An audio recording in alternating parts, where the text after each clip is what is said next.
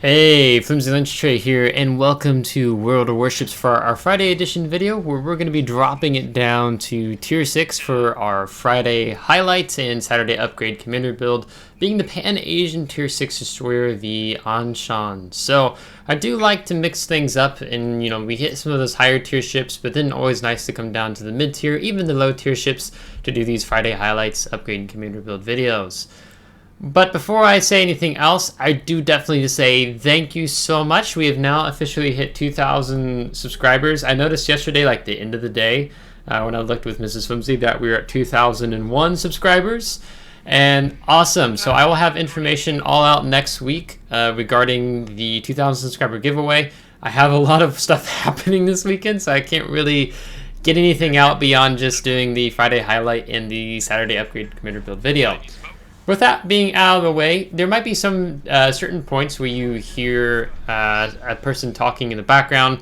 That's going to be myself, as I'm division up here at Doom Beagle. Unfortunately, I didn't have my headset microphone off, so I picked it up with the game audio. So I'll have the gameplay battle noise might be a little lower than normal. But there's going to be a lot happening in this game. And so I'm going to kind of cover first what's just immediately happening here and explaining, and then I'll talk about the pros and cons of the ship. And then we'll go from there. So basically, there's kind of, usually here on Strait, you have a very brutal battle. You even see it happening up on the AB line, on the 5-6 line, where it'll be the IJ line and the AB line, where there tends to be a lot of contact, which you see happening here. Our submarine player is way overextending. He's asking for it. Enemy sub has been pushing up. We're using our guns to try to lower the gallant's hit points as much as possible, but we don't want to stay in the smoke very long. We dropped it for our Doom mate Doom, as he's in the Graf's Bay.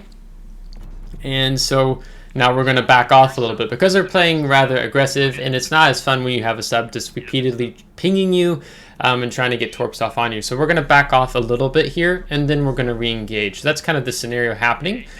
Why I was even in the ship to begin with is that I was working with Doom.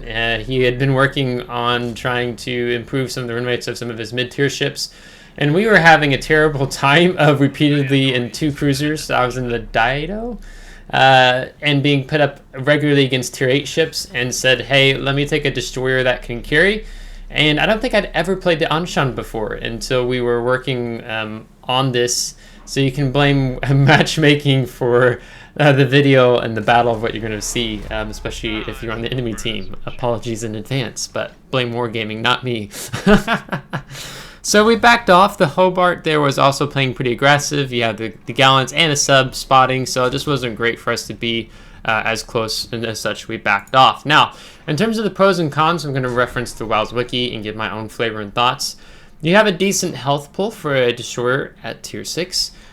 She has both the 4 kilometers and 8 kilometer torpedoes. When you use 8 kilometers, you can carry out stealth torpedo attacks without being detected by enemy ships, which is fantastic. So that's what we're running here in this game.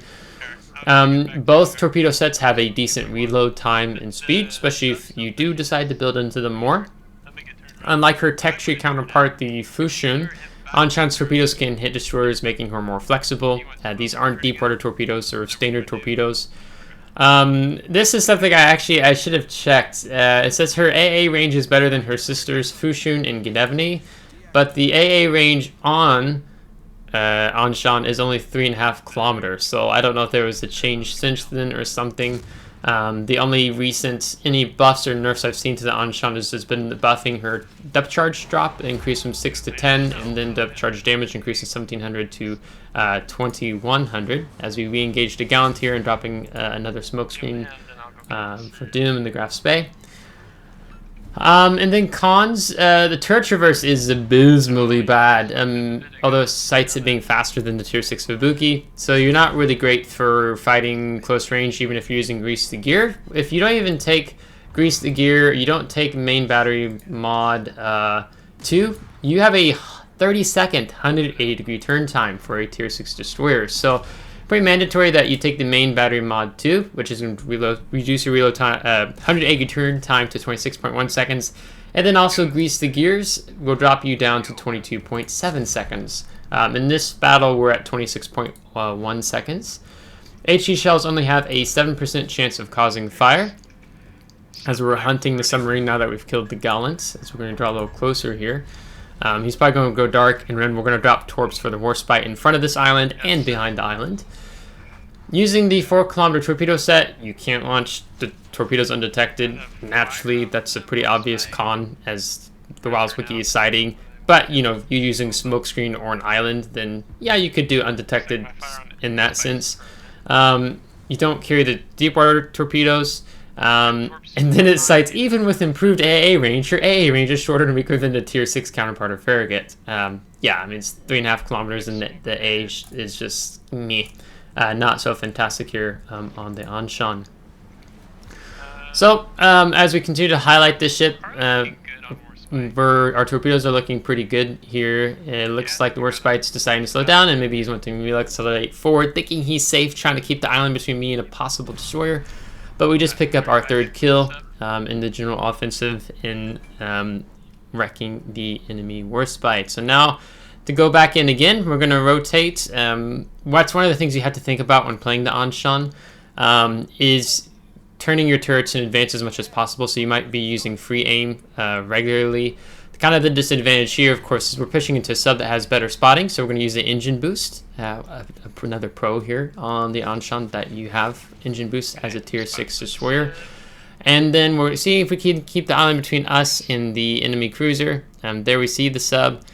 So we're going to go ahead, and I was about to fire, but we do have the island between us and the mini Oba, so we actually could have there, and we would have been fine, still undetected, but I decided to hold the shot. But now we're going to push up and see if we can't get rid of him. And I go ahead and get rid of the torpedo homing mitigated, because I don't feel there's any immediate danger.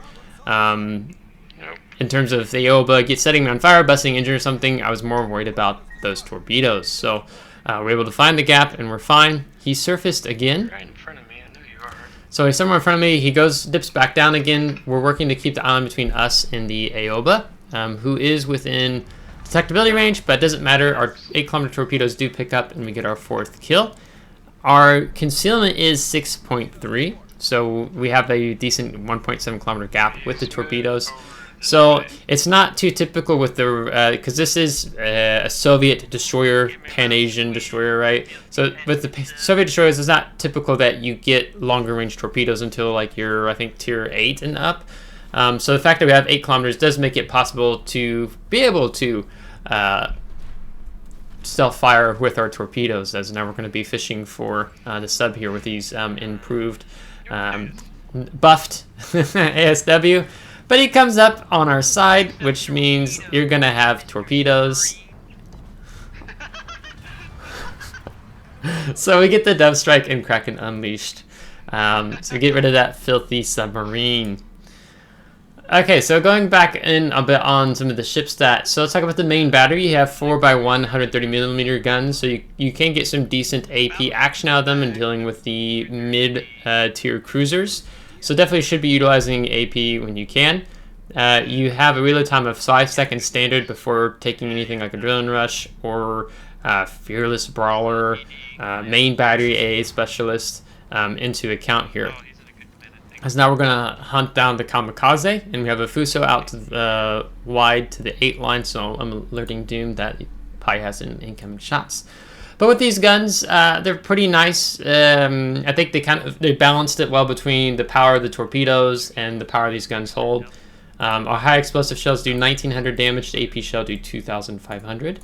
Our torpedo launchers, so we have a set of, it's a 2x3. You get 6 torpedoes with the 533 millimeter one in.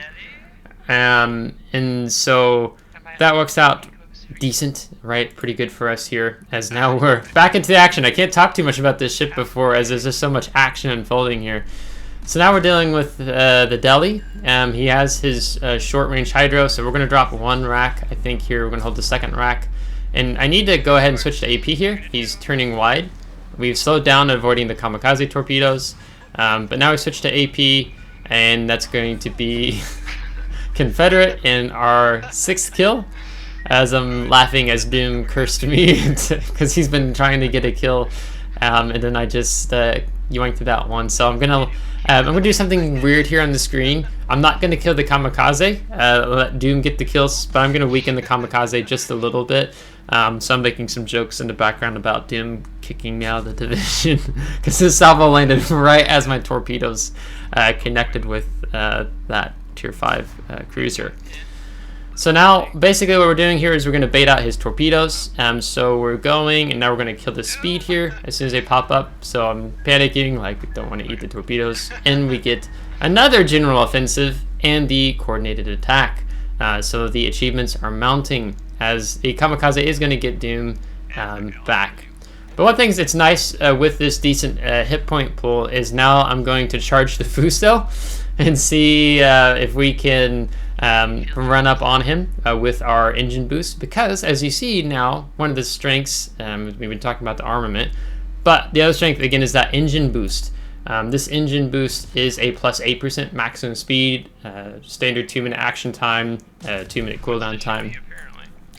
But to finish talking about those torpedoes, which we were initially hitting on, we have, it's not showing me, oh yeah, the summary. The stats of the 4-kilometer torpedoes, let me flip back to those. Those do 14,400 damage each, and they do 65 knots. The upgraded torpedoes, or the 8-kilometer torpedoes, also, those do 14,400 damage, but they're slower at 6 knots. And that's what we're running here in the game. So you have pretty decent armament overall, outside of the A defense definitely being a weak aspect. Nice that they buffed the anti-submarine warfare of the ship as well. So it's good stuff. So basically what we want to do here with our engine boost is we're going to be rocking back and forth, trying to avoid the salvos coming here from the Fuso. And he's gonna rather than turning away, that would have been smarter for him to turn away and avoid us here. But he's going to turn in, and that's going to put all of his guns on his starboard side of the ships. So what I'm going to do is I'm going to flip to his port side of his ship to get my torpedoes off. So then he's not able to, maybe it's unless the forward turrets, or it's just going to be secondaries that do any damage to us. As we're going to take a fire there, but we're going to hold torpedoes, wait a little longer. Now we fire them, make sure he's committed. You don't have to worry about his main battery guns as he's shooting at the sub, I think, and picking up our 7th kill and getting at the high caliber and the Dove Strike. So as I know, I like the ship. So this was a hidden gem. I don't remember how I got this ship. I've had it for a while. But it's definitely a hidden gem that I didn't know about until Doom was saying, hey, take this, because we were getting frustrated of losing, getting matchmaking against tier 8 ships.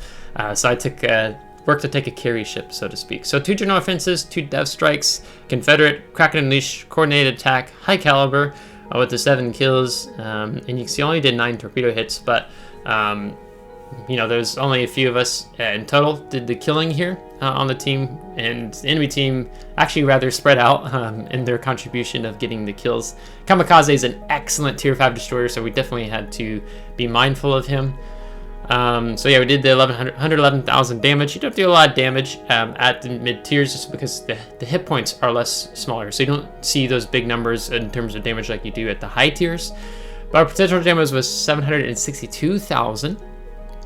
I think spotting damage was 14,000 or something, if I caught that right. And then with premium count, because this is a premium destroyer, you're going to see where we landed in earning our credits, all said and done. So in highlighting the Anshan, I think it's a really good destroyer. Let me go back here to the top.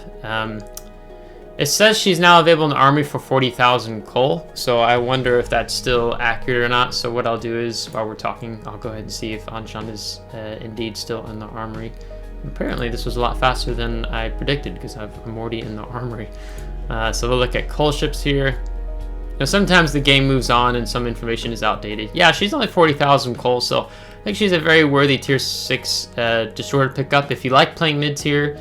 If you kind of like that Soviet destroyer, if you like playing Soviet destroyers, but then like, hey, you actually get a Soviet destroyer that you can stealth torpedo with and taking the 8-kilometer torpedoes, then she's really fantastic ship. But of course, if you're more like the gunboat style, you know, that, or knife fighting and taking on other mid-tier destroyers, then of course that low gun traverse speed is definitely going to be a really difficult thing to deal with. You know, they also cite that the ship has high detectability, but I mean, honestly, once you've built into the concealment with the commander, having a concealment of 6.3, 6.28 technically, 2.59 by air, really not bad. I think that's kind of in the mid-range, I would think, of the tier 6 destroyers.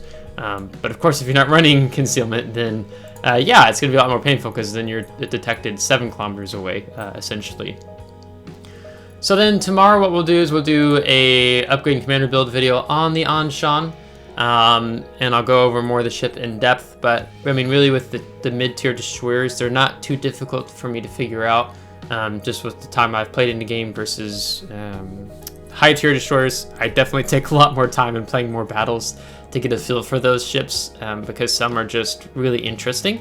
But Anshan is, you know, there's not too many crazy things happening in the mid-tiers with destroyers.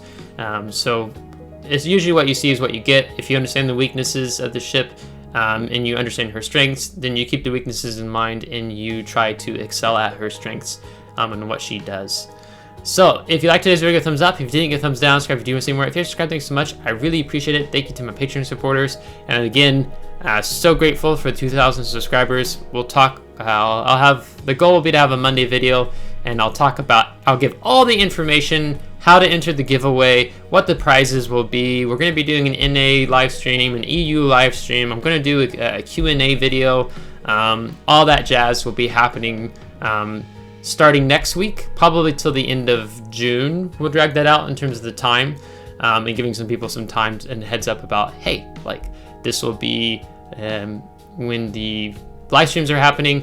And then for those who win the prizes and you say, hey, I also would like to, I'll talk about that then. I'm like, that's not what this video is about. But we'll talk more next week about the 2,000 subscriber giveaway.